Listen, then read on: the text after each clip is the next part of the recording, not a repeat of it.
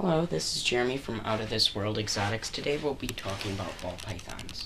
Ball pythons are one of the smallest species of pythons. This is actually juvenile, so it's not fully grown, but when they are fully grown, they're 3.5 to 4.5 feet. I've never actually seen one that grows above 4 feet, but they do exist. As you can see, they're not at all mean like they make them out to be in the media. These have never attacked a person, and killed them or done any serious harm. I get bit by snakes all the time this size, and quite frankly, it does not hurt. And they cannot kill you or even get remotely close to doing it when there's this species of snakes. When you hear the word python, it usually conjures up images of this big old mean nasty snake, and that's almost never what it is.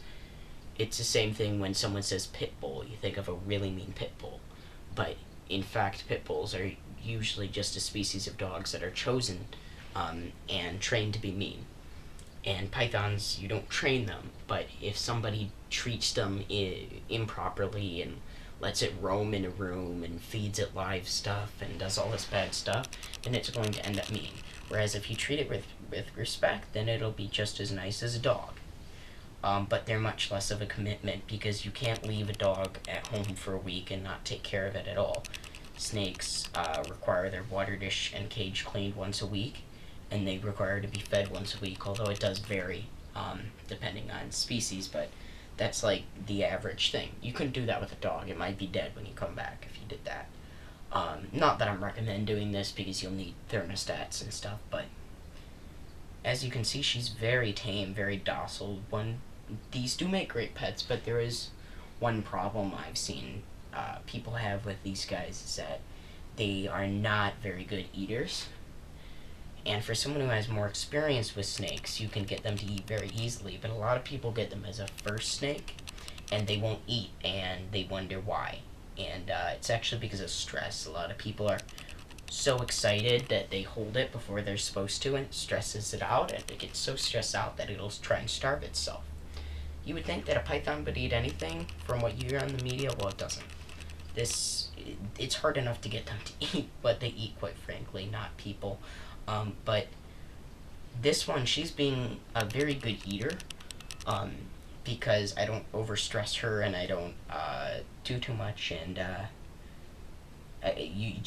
you can interact with them. You certainly can, and you should, but you don't want to interact with them too much. Otherwise, that will stress them out. And a lot of people also think that their ball python is hiding too much and they take out a hide. That'll stress it out because a happy ball python is a hidden ball python. They want to be hidden because where they come from in Africa, there's leopards and cheetahs and stuff like that wants to eat them, and they're at the bottom of the food chain.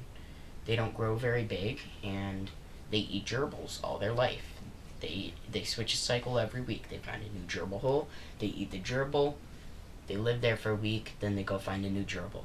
So their life is fairly simple, and they do that for about 20 years, 20 to 50 years, and then they die. And in captivity, you can hold them, and they do make great pets, but you need to be prepared that it probably won't eat at first. And you need to, I would recommend some hands-on experience before. The first time I got my first ball python, which was also my first snake, not this snake, but different ball python, old now, but she didn't eat. She actually starved herself for 2 months, and she finally ate, but I had no hands-on experience on feeding her. I had only had lizards before. So you really need to know what you're getting into, and you need to have more experience before you get into it. Otherwise, they're not going to eat whatsoever. Thank you. This is Jeremy from Out of This World Exotics.